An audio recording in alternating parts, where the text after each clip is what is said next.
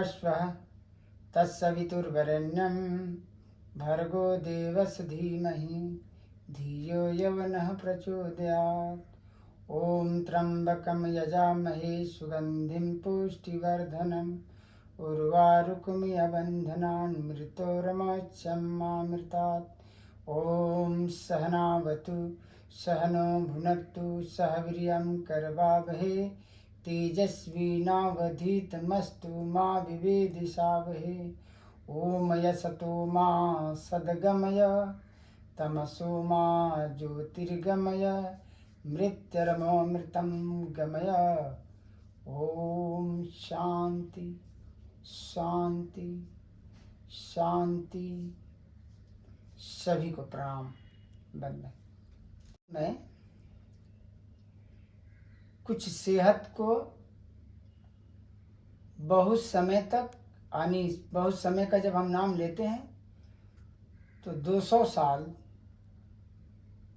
300 साल जीवित रह सकते हैं, लेकिन उसके लिए कुछ करने की जरूरत नहीं है, बस अंदर उतरना है अपने में। तो सुबह से शाम तक जो क्रियाएं होनी चाहिए उसके बारे में जो बात मैं करना चाहता हूँ।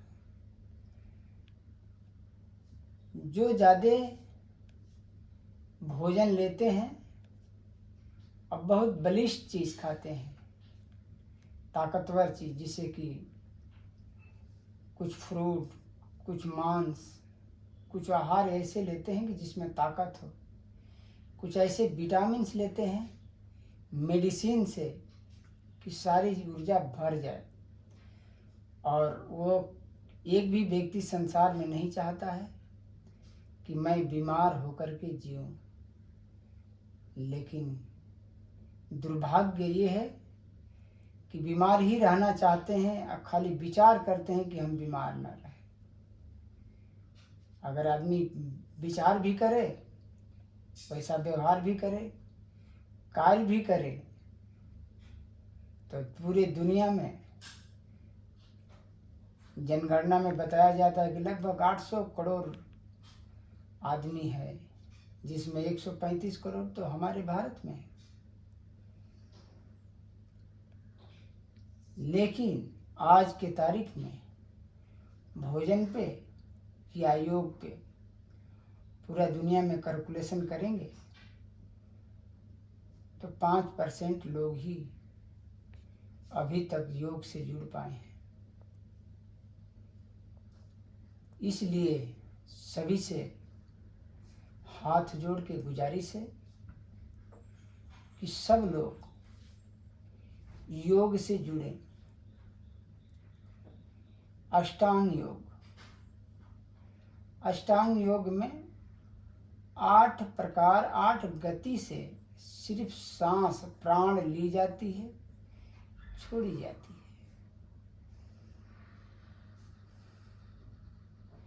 है। नाक से सांस भरे और छोड़ दिए तो ये होता है भस्त्रिका। और नाभि से झटका मारते हैं, उसे बोलते हैं कपालभाति। और सांस को बाहर छोड़ करके 3 बंद लगा करके पेट को खींच करके पीठ में टच करके रखते हैं, इसे बोलते हैं उद्यान बंद, बाह्य प्रणाम, त्रिबंध प्रणाम, जो नाम से आप जान लें। फिर होता है अग्निसार। और अग्निसार हो जाता है तो आप इजी नौली क्रिया भी कर सकते हैं। नौली क्रिया के बाद उज्जाई प्रणाम करना है। उज्जाई प्रणाम के बाद भ्रामरी, उद्गीत, प्रणव प्रणाम, यह रोज दिनचर्या में होनी चाहिए। और ये करते करते खान पान पे भी बात करते हैं। जैसे कि आता है कि योग करने वाले को बहुत कुछ का पालन भी करना होता है। यम नियम आसन प्राणायाम प्रत्याहार धारणा ध्यान। तो यम नियम से बंधना पड़ता है धारणा ध्यान तक पहुंचने के लिए। तो इसमें प्रतिक्रिया ये है कि आप जो खा रहे हैं वो उसके बारे में जानें कि हमारे सेहत के लिए ये कैसा है। जब भी खाएं तो दोनों हाथ से ऐसा भोजन को स्पर्श करें और जितना जरूरत है उतना ही भोजन करें। स्वाद से, मन के लालच से, बुद्धि के विचार से भोजन नहीं करना चाहिए। भोजन में ये ध्यान देना है कि कम से कम खा करके हम कैसे रह सकते हैं। बस एक चीज़ पे ध्यान दीजिए तो धीरे धीरे आपकी ज़िंदगी में हफ्ता 10 दिन, महीना दिन, 2 महीना में पूरे मैक्सिमम को जान लेंगे, पूरे सिस्टम को जान लेंगे, पूरी अपनी शरीर की व्यवहार को जान लेंगे। इस तरह से जान लेंगे कि जब थोड़ा सा भोजन लेंगे और उसको चबा चबा के पूरी सृष्टि माला मनिकाएं 108 से बनती हैं। एक ग्रह को दूसरा ग्रह चक्कर लगाता है तो 108। इसी तरह से जब मुंह में भोजन डाल करके खाते हैं तो कितना भी फल हो, सलाद हो या व्यंजन हो, चावल दाल रोटी सब्जी हो, जो भी मुंह में डाल दीजिए, छोटा सा कवर उठाइए, मुंह में डालिए और उसे आप लक्ष्य रखिए कि हम 108 पे पहुंचे। ऐसा 108 बार मुंह चले। उसके पहले शंकर जी की स्थिति में रहें, नीलकंठ। कुछ भी पानी रस मुंह से अंदर न उतरे जब तक एक बार 108 चक्कर आपका जबड़ा हिले नहीं। उस खाना या पानी या फल के रस को जब तक चबाते न रहो। अब बोलेंगे इतना समय नहीं है चबाने के लिए, इस चबा के फायदा क्या, अब तो मुंह में डालते ही जाने को तैयार होता, रस अलग हो जाता है। हाँ, आपका समझ इसी पे है, लेकिन इसको थोड़ा ऐसा करके देखिए। जब ज़्यादा समय तक मुंह में फल को, सलाद खाने को जब चबाते हैं तो उसमें क्या होता है कि आपको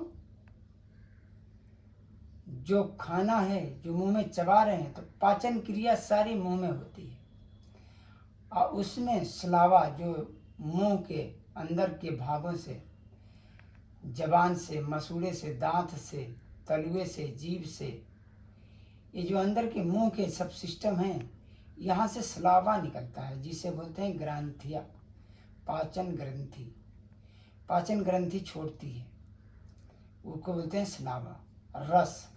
और उसके साथ जो चीज मिल के अंदर जाता है तो अमृत के रूप में काम करता है।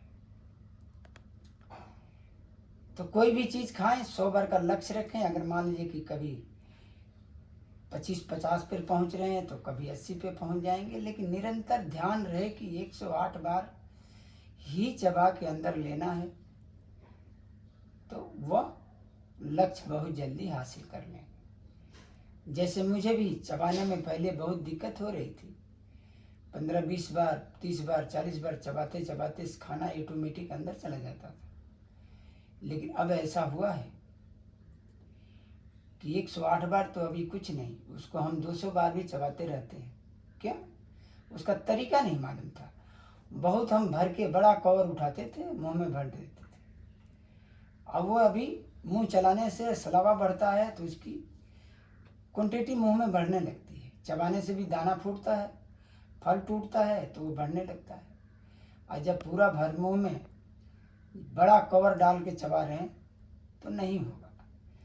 तो जो कवर आप रोज खा रहे हैं उसको चौथाई हिस्सा में बांट दीजिए। जितना बड़ा उठाते हैं उसको 4 हिस्सा में भाग दे दीजिए। एक हिस्सों को एक बार मुंह में डालिए और उसे चबाइए 108 बार।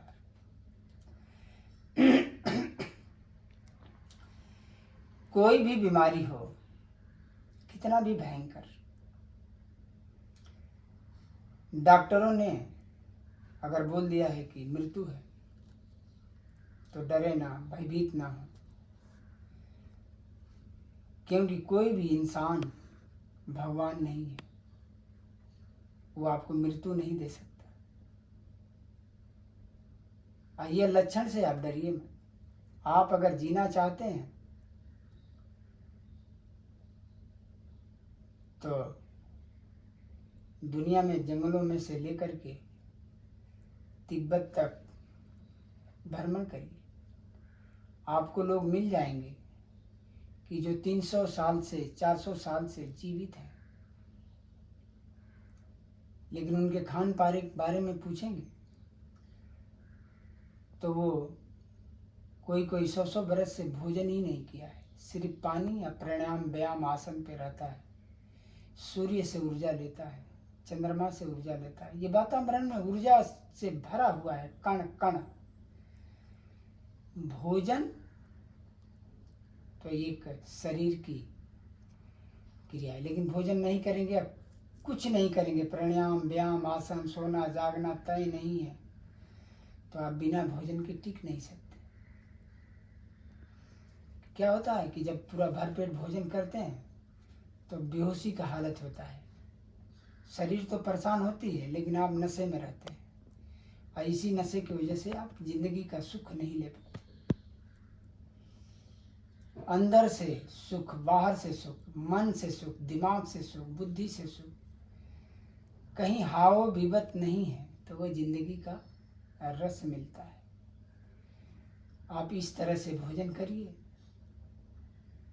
आपको न सर दर्द होगा, न जुकाम, न सर्दी, न कुछ भी नहीं। अब मान लीजिए कि कोई व्यक्ति कोई बीमारी में फंस गया है, बीमारी की जाल में फंस गया है, डॉक्टरों के जाल में फंस गया है, तो उसे क्या करना चाहिए?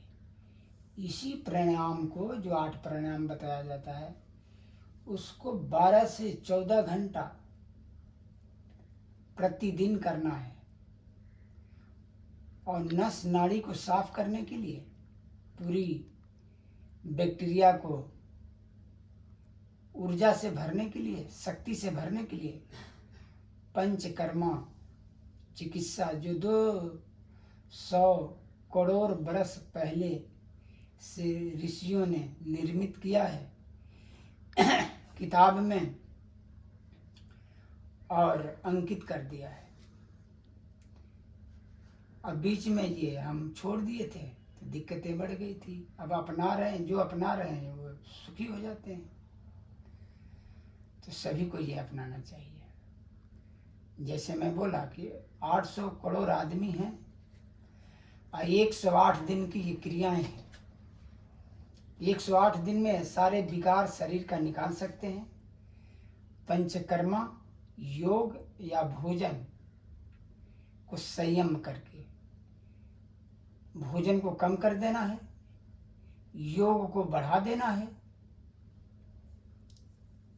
संयम से काम लेना है। ना ही आपको डॉक्टर लगेंगे, ना वैद्य लगेंगे, ना कोई लगेगा। अब एक एक चीज खाने के लिए हम बात करते हैं, तो सबसे सुख, शरीर को सुखी बनाना है तो आपको फल खाना पड़ेगा। पहले आपके भोजन के समय में फल खाइए। जे आपका अगर टाइमिंग है कि 3 बार हम खाना खाते हैं तो 3 बार फल खाइए।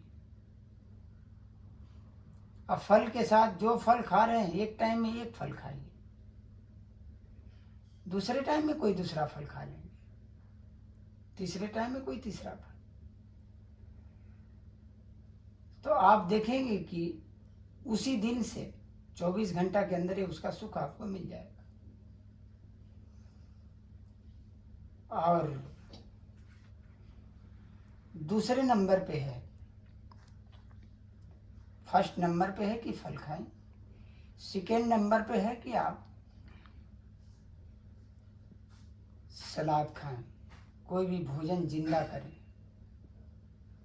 पका देने के बाद भोजन मर जाता है, और मरने के बाद सारे तत्व खत्म हो जाते हैं। तो मुर्दा खाएंगे तो बहुत जल्दी मुर्दा बन जाते हैं। मुर्दा खाने वाले, मुर्दा ये हम बोलने का ये तात्पर्य नहीं है कि जो मांसाहारी हैं वही मुर्दा खाते हैं। जिस खाने को पका के आप खाते हैं वह खाना ही मुर्दा होता है।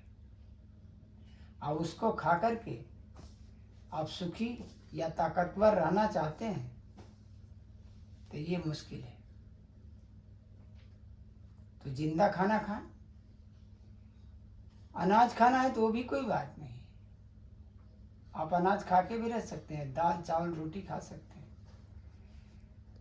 लेकिन वैसे तो एक चीज़ ही खाना चाहिए, दाल तो दाल, रोटी तो रोटी, चावल तो चावल, सब्जी तो सब्जी। लेकिन एक चीज़ खाएं और पूरा उसको चबाएं 108 बार कम से कम।